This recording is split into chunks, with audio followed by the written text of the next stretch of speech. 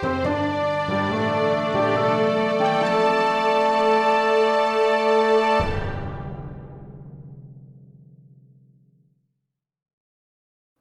story seekers. I'm Nico. I'm Ben, and welcome to the Tiny Bookcase. Right now, you're listening to our favourite part of the week. Stories, discussions, and a high likelihood of gratuitous obscenities, all to sate the hunger of the bibliomancer Eusteris. Regular listeners will know how it works, but for newcomers, Nico and I have both written a story to the same prompt. We're about to share those stories with each other and you for the first time, then we'll workshop them on mic. The prompt for this episode is ground. Ben, tell me how the grass tastes. Ground. Aye, I crewed the Evermore, but to know it, you must first be told the tale of Captain Robert's end. Cockrot had snatched the nose from his face, and island-born ague had stripped the swell from his muscles, but it was the pistol he tucked under his chin that really did for him. To me, Roberts had seemed to always have a way out, a new plan, a counter-strategy. Whenever the Navy were upon us, or rival privateers looked to be at all points of the compass, off he'd go into his cabin. We'd hear him talking to himself with many voices, tacking the sails of his mind this way and that, until he found the right wind. It was curious enough that the green boys we pressed into crew were often caught peering past the key he left in the hole. None could ever make sense of it before Boatswain Kett's whip cured them of their interest. I too wore stripes on my back for that reason. I had been a lieutenant in the King's Navy, having purchased my commission with the last of my family's money, and had intended to earn it back tenfold before returning to Kent a wealthy man. A mutiny off Jamaica had ended that ambition, and by way of Tortuga, I had found myself aboard Robert's vessel, the Evermore. As the officer of the watch that fateful night, I knew not to bother him when I heard the ring of voices coming from his cabin. I wondered what mental knot he was grappling with on such a clear night. The constellations we sailors use were bright, and their light glittered upon the ocean. It looked to me like pearls rode the chop with us, their twinkling a siren's call for fools. When I heard the bang of black powder, I scrambled across the long deck to find his door unlocked for the first time in my years aboard. The cabin was dark but for the light of a lamp swinging from the beam above his desk. A freshly inked letter before him bore no outpouring of reason, but instead simply read, "With no formal first mate amongst the crew, I instead nominate my successor to be." It was blank, and my eyes lingered on that gap, thinking of the wealth a man could put aside as a captain. Enough to retire from the sea and become a gentleman again, perhaps. I scooped the quill from his cooling fingers and scrawled my name in a passing imitation of his hand. The crew swallowed the news well, for I was respected as a sailor amongst them. As captain, I ordered his body to be tipped into the waves that morning, and had the cannon fire a salute for the man who'd terrorized the colonies more than most. I looked to our stores and found us well stocked, whilst the crew were skittish and in need of plunder. The decision seemed simple enough, and I chartered us a course to cross the Spanish trade routes, and gave out an extra ration of rum for the revels. With us, albeit sloppily, under sail once more, I returned to my cabin to find it occupied by a dead man. Brannigan, he named me, and I saw he was more shadow than man now. "Roberts," said I, being sure to lose the title of captain from my address, what with him having recently vacated the position. It may sound strange to you, but my old captain's shade was not a source of fear for me in that moment. My hackles rose to a noise I could barely perceive, instead, as though other voices clamoured to be heard from within the timbers of the Evermore. The yawning diamond of decaying flesh where his nose should have been stretched wide as Roberts smiled. "The demons know their business well, Brannigan. Listen to them, and you shall have fortune." "The kind of fortune that causes a man to shoot himself?" I asked. In response, the shadow's murmuring became words I could understand. I recoiled from the sound, as the demons aped the voices of people who had once been dear to me. Yet their words, such words as any captain might only dream of. They told me the secrets of the upcoming weather, of ship locations with the most valuable cargo, of what angles the wind would take and when. In a flash, I was lost to them. We spent a month glutting ourselves on the Spaniards' gold until the Evermore rode low in the waves. I barely slept, for the demons began to whisper of the eternal life I would find in death aboard the ship.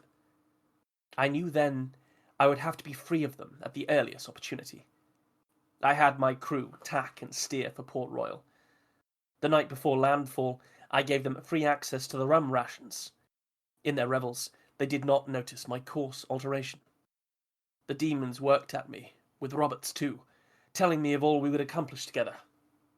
Too late, they realized my intention was to run her aground. The Evermore was beached in a clatter of snapping timbers.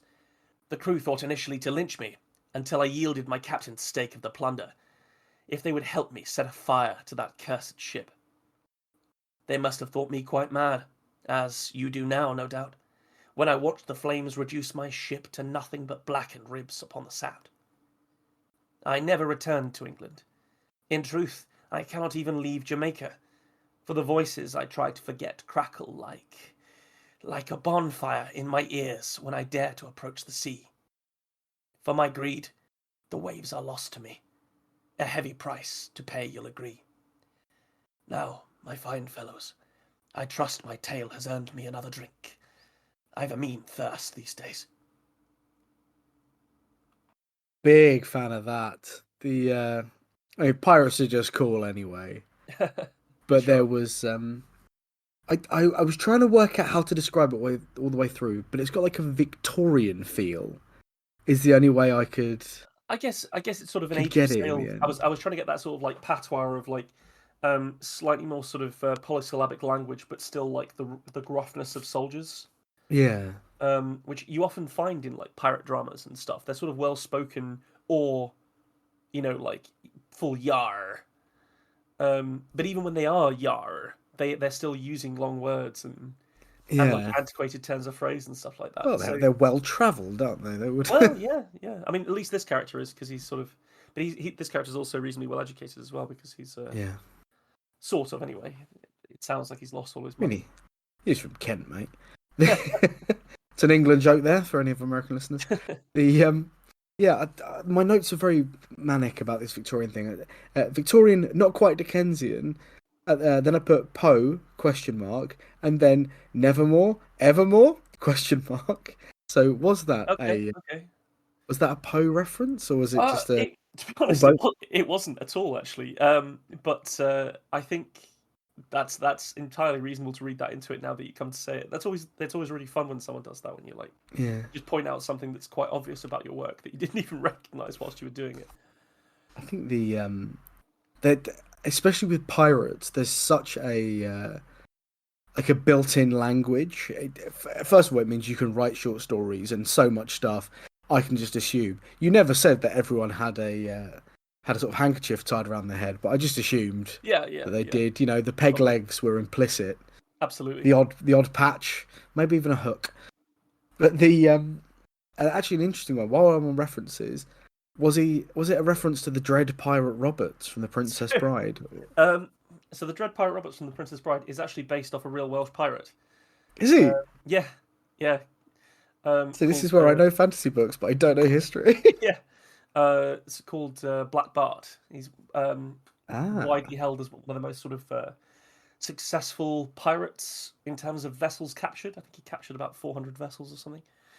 Um, so this isn't like a historical tale at all. This is clearly, this yeah, is a bit speculative, a bit horror-y, etc. But I, to be honest, I wanted to. I had an idea of the way that the character telling this tale spoke, and the word Roberts actually allowed me to keep the voice a bit more. I don't. yes, As people might be able to tell, I have a bit of a bad cold at the moment, which may have played into that. But but being able to say Roberts like that every now and again just sort of keeps me sort of like refreshes me on the voice. yeah. Um, I great reveal of the potential unreliable narrator at the end. By the way, with him being like, and that was good enough for a rum, right? You gonna buy Yeah, me a drink? Because that yeah. I do like those, especially at the end of these more sort of mystical tales. For someone to be like, so you believe that, right? You do, good. I Yep. think that that sort of in-worlding the unreliable narrator is very I've, nice. I've done it a few times where we've had a character who's telling a story that happened to them, and I think it works particularly. Like, for example, the blind dwarves carving the Yes, runes. I did it for that story.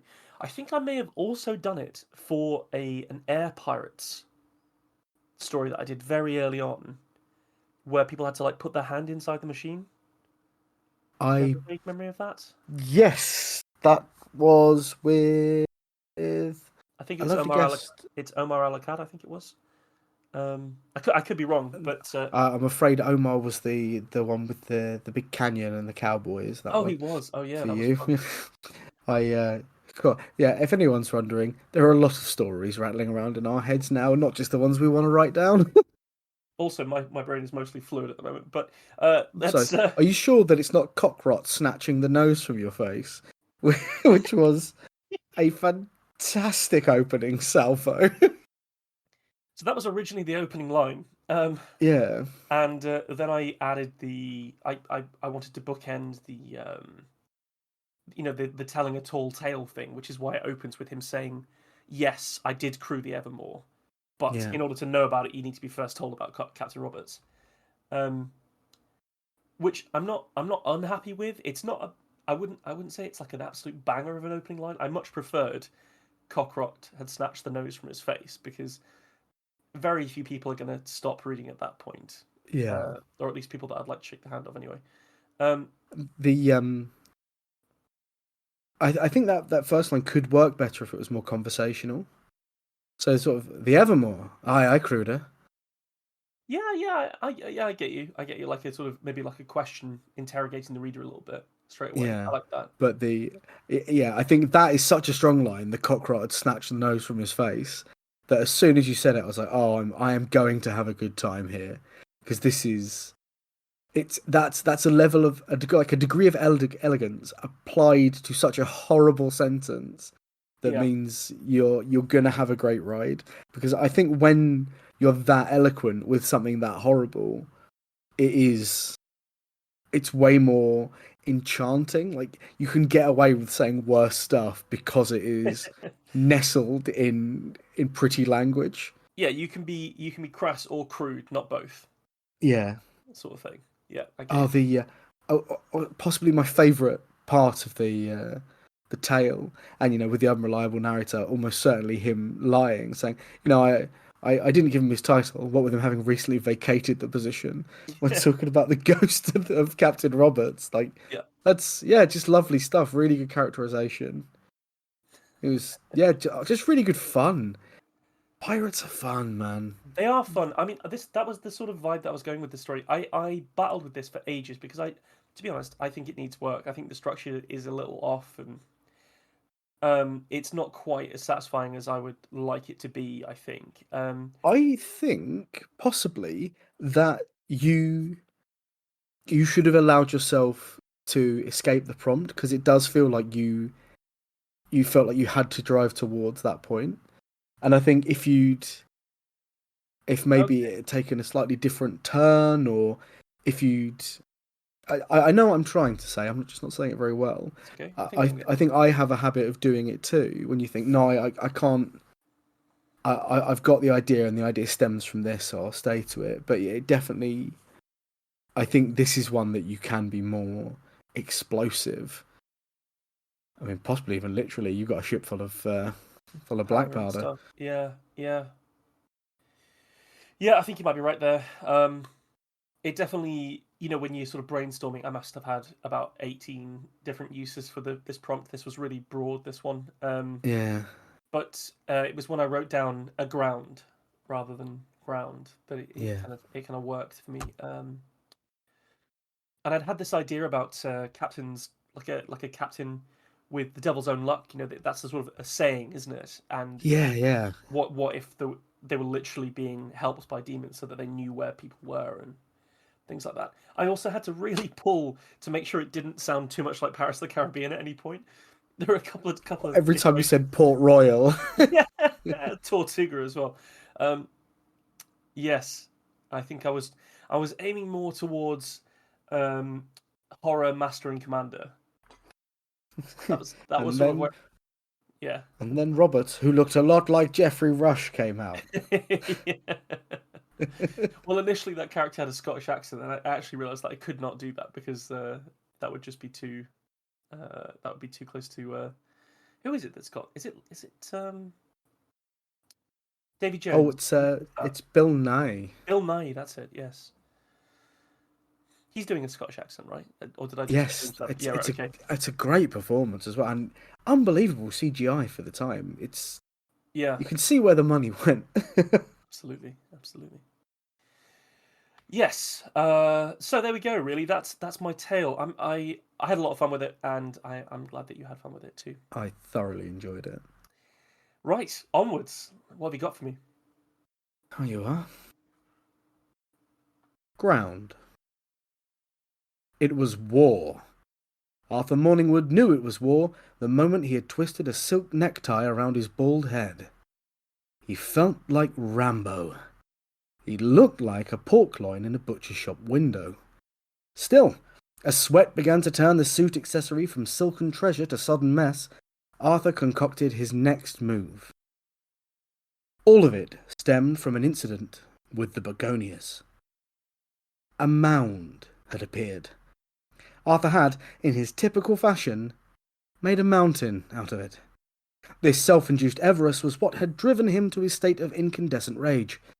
As of yet, he had not seen a single mole. But he knew it was out there somewhere. It was the guerrilla fighter to his military effort, the Viet Cong to his fortunate son. He would flush it out come hell or high water. Mrs. Deirdre Morningwood had left on the Tuesday morning, the initial exploratory excursion into Mole Town having happened on the Sunday. She informed Arthur he had gone flipping balmy. He had, in a moment of passion, accused her of colluding with his subterranean foe, a mole alongside the mole. She was, reportedly, at her mother's. Kenneth from next door had asked after her. "Still at her mum's, then?" he had said, probably enjoying the reprieve. Kenneth was usually the target for Arthur's ire. In the face of a mud-swilling rodent, however, Kenneth was nearly acceptably human. Arthur could feel the young man's eyes boring into him. The impudent whelp would be stood on the back step of his house, smoking rolled cigarettes and asking inane questions. "You all right, Mr. Morningwood? Would you like anything from the shop, Mr. Morningwood?" Arthur had, on one occasion, told the boy in no uncertain terms that should he suddenly desire something from the shop, he was perfectly capable of retrieving it himself. The young man had smiled at him and told him it was no bother. He was going anyway. Inane boy. Mrs. Morningwood had told Arthur the young man made internet videos for a living and was quite popular. Mr. Morningwood didn't like the internet or any video that wasn't Gardener's World. He could not, for the life of him, imagine why anyone would suffer anything made by that idiot, even if it was centred around nice water features. Mrs. Morningwood said it was impressive that the young man had bought a house of his own in this day and age, and all that through internet videos. But she said an awful lot of things.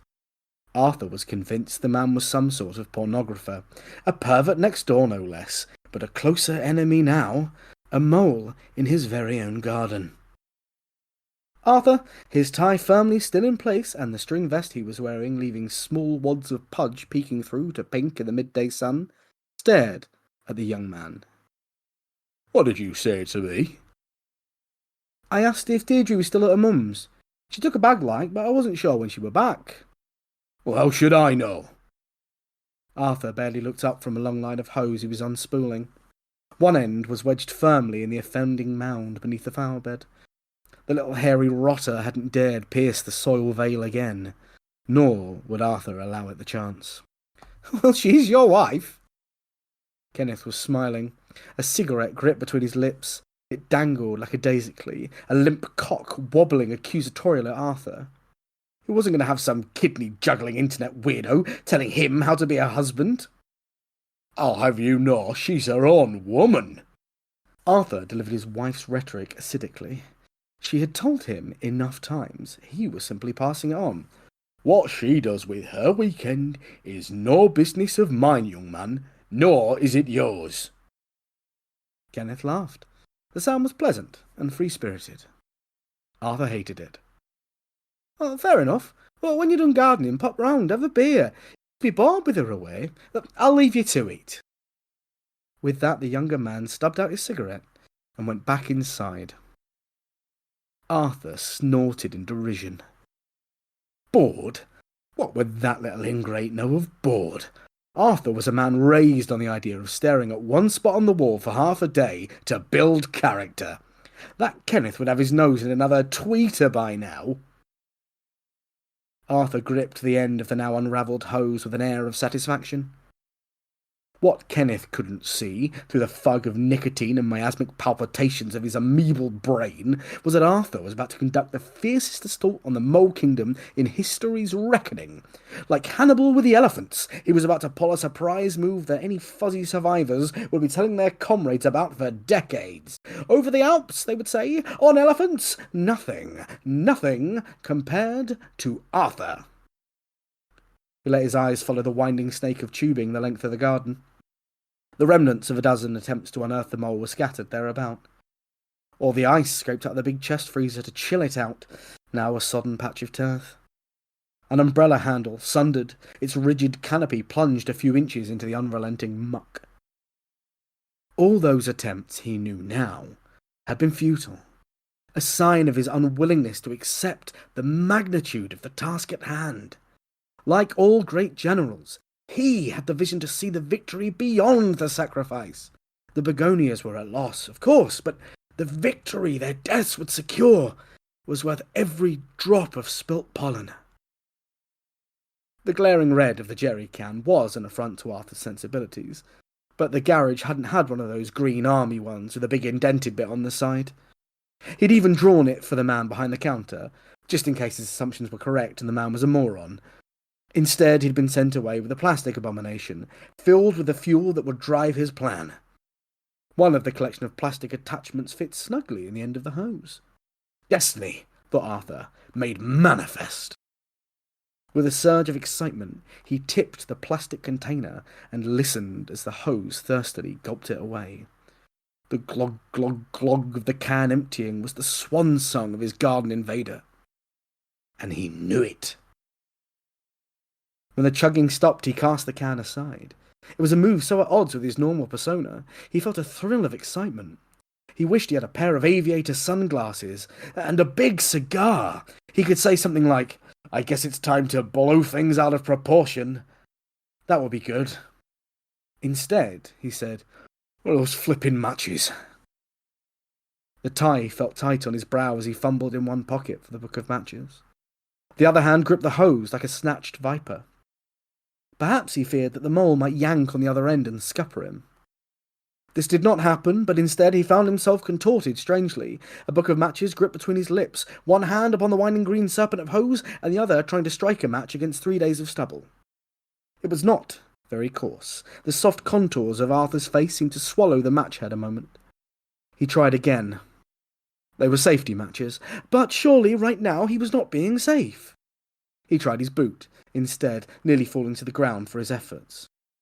In the end he gave up, and struck against the packet lodged in his mouth. The flame flared before his eyes, and for a moment he was entranced, and then, in a fit of urgency, he launched the burning piece of wood into the hose and put the aperture to his eye, to see that it had disappeared away and destroy the mole. Even through the game's music, Kenneth heard the bang. Hang on, chap, 2 seconds, he said. I think my neighbour's just blown himself up. He laughed and shook his head as the large headphones were taken off, and he went to see what Arthur Morningwood had done to his garden now. His viewers heard him swear for the first time in one of his streams, extremely loudly. The mole, it would appear, had won. That's a lot. That's just so much fun. That um, to begin with, the character name being Arthur Morningwood. I love it. That's ridiculous. Oh, Silk Rambo, the pork loin thing was fucking fantastic. Um, I really enjoyed just the rhetoric throughout about like this middle-aged man who doesn't who has a hugely bloated opinion of himself, Yeah. and then also has a commensurately low opinion of everybody else. That really was very not endearing because he's a dickhead, but just very engaging. I thought Yeah. the whole thing about him having to draw a jerry can for the guy behind the counter is such a well observed middle aged man thing. Where you just like I've seen people do stuff like that and just been like, no, they know what you're talking about. They just don't have it. Every Or time someone says, yeah, "No, let me draw you a map," and you no, yeah. why? Why? I have a I phone. have Google. Yeah. Um, there was also like the other element of it was this almost like Boggis Bunsen Bean, Fantastic Mr. Fox Yes. vibe, Yeah. which was really nice. The whole mountains out of molehills thing just threaded throughout, just really good. You got me a little bit with the Fortunate Son reference too, like Yeah. and the Carthage one with Hannibal. Yeah. That felt like you slipped a couple in just for me there. That was very nice. I enjoyed the fortunate son joke because it's very clear this is a man who hasn't really got the idea that if you're the like you're listening to that song, you aren't that guy. um, it's just such an interesting that one in particular is in fact both that and the Carthage one are really fitting analogies for what happens to this guy during the story. I know it's played as a joke and all the rest of it, but Vietnam is the moment that the huge empire was crippled and driven mad. Yeah. Carthage was they got too aggressive and invited their own disaster, their own Yeah. destruction. Um, this happens to Arthur Morningwood. I really enjoyed that. I thought that was a very good um, structure to hint at and then follow through on. Was really good. The one of my favourite bits of description was the small wads of pudge poking through the netted vest. Yes. That was extremely visceral. I liked that a lot because I yeah, it the characterization on that and also the observed. Yeah, it really good. Really like that a lot. I think about those kind of every time I'm in the supermarket, you see like a big piece of pork that's been tied up and then they put that Yeah, string vest thing around it. yeah, I just imagine men with weirdly, here's the similarity to our stories with like napkins on their head with the corners tied yes. in the sun, just making themselves into pink checkerboards. I think that might come that particular imagery that might come from that Father Christmas uh, animation that goes around at Yes. sort of Christmas time when he goes on holiday to France and he wears a little napkin on his head and he's got a little string vest on. So it's that and Monty Python. Bit of royal They family in use a there too. character like that. Yeah, I think I think it is it's a fun story. It's very English, so I apologise because there might be stuff in there that just means nothing to some people. That felt like it translated pretty well. I liked the sub character of the neighbor, the YouTuber that's managed to buy his own house, because that's actually quite a sort of biting indictment of like the thing like how millennials and below need to get like almost lucky in order to be able to buy a house Yeah, was quite well observed, and the fact that he thinks that it really made me chuckle that he thinks he's just the pornographer, and at one yeah. point refers to him as a kidney juggling weirdo. um, I have one note, and it's to do with the ending. I think you Go can on. end the neighbours bit on him saying, "One sec, chat. I think my neighbour's just blown himself up," and then you go straight to the mole. I think Yeah, that would be my note. I could say that. Yeah, Because that's such a good line. Like imagine on a Twitch chat somebody says that, yeah, and I think trying to conjure the like off-screen noise of him reacting to it didn't quite land as much as yeah. it could have done. it was still really good. Like I thought I thought it all hung together, but I just thought, when you just hear a line and you're like, okay, that's where that bit ends. Yeah. That's too good. That has to end there. But I Say did like the you added some, cutaway. yeah. The Go on. cutaway is the bit I struggled with. That's where wasn't sure how to get that quite right. So I fully agree. That's the bit. Like the main body of this, I can write this sort of stuff very quickly and very contentedly, and then it's just a case of kicking out the jokes that don't work. But Yeah. that closing it off, because I can just keep making gags, but it's got to end at some point, and that was the bit I struggled with. I wonder whether you could put another cutaway earlier on, like intersperse it, make it like both of their stories, with Morningwood being the A plot and the neighbor being the B plot. Oh, that's a good idea. Um, that might help you, or potentially just cut it down a little bit. But yeah, just really well done. Great turns of phrase, really well, you know, voice acted as well. Really got a sense of Morningwood. Um, You just love saying the name, don't you? yeah, like it's one of my favorite character names. I think Arthur Morningwood. Oh dear, great stuff. Oh well, that was very different. I'm so glad that we wrote something very different after a few weeks of being way too close to each other. That's a damn good point. We've crossed the similarity event horizon now. We can start writing very disparate pieces again. Yep, That's the life we live. perfect.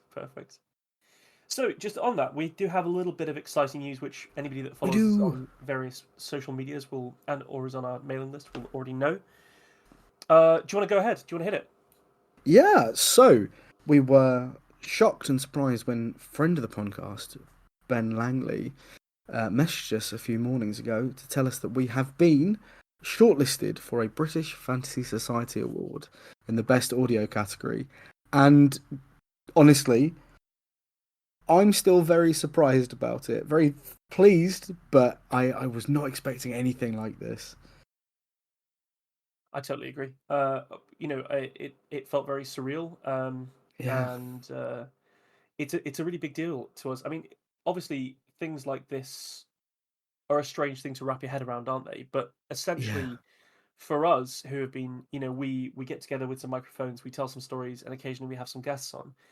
The fact that that has like landed to the point where people are willing to put us forward for an award and then vote for us to be on a shortlist means just a huge amount to both of us. I think I can yeah, say that. And it was a really lovely thing to find out. It was out of the blue, and it still feels a bit surreal. yes, But also just incredibly vindicating. Like I do really like that this has happened for us at this point, and yeah, I don't know. I'm just very happy. Like you'll be able to see from the post that we put up on our various social media accounts and stuff. But like this is just very joyful. There isn't like a yeah, finally we get recognition. None of that. Like it's it's just just really nice. it was just a Yeah, ticket to a good mental health day. It's it how really I'm was. looking at It like, really was. and they keep coming because of it. It's nice to be on a list with a bunch of people, some that we have, well, all of them we have huge respect for, but some who are also our friends, and it's it's fantastic. And speaking of our friends, if you're going to be at FantasyCon in October, we will be there with bells on and possibly other things if they make us take off the bells and wear normal clothes. Yeah, this will be our first appearance at a any kind of convention. Really any kind of public appearance at all, really. But we're going as attendees. We're looking forward to like all the different workshops and panels, and maybe getting a few things signed and having a look at the vendors, Yeah. and then ultimately, obviously, going to the award ceremony as well, and cheering everybody along. It's something that we're both really looking forward to, and I'm really excited that we're taking a step in this direction. And Yeah. yeah, heart swelling basically, and in a good way, not in like a should see a doctor way. Um, yeah. Well, I think I actually don't think I can say any more about that without choking up. So I think we should wrap this one up.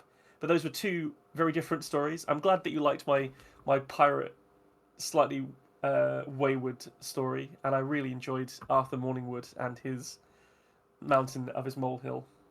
Oh, Ben, you shall enjoy my morning wood again and again and again. Thanks for joining us for this episode of The Tiny Bookcase. Remember to subscribe, otherwise you're going to miss out on the future fun. Also, tell a friend. If you like this episode, link them to it. We'd be tremendously grateful. You can follow us on Twitter at BookcaseTiny, Facebook at The Tiny Bookcase, and Instagram at BookcaseTiny for updates. Speaking of supporting the podcast, well, magic can only take one so far. The Tiny Bookcase is supported by the generosity of its patrons.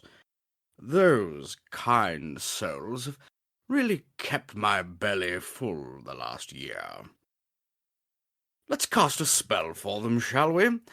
For rich ginger tones on their scalp, let us cast the Orangi Hedondo spell for Scott Byrne. And for general fabulousness, why not the Ooh La La How's Your Mother spell on Matthew McLaren?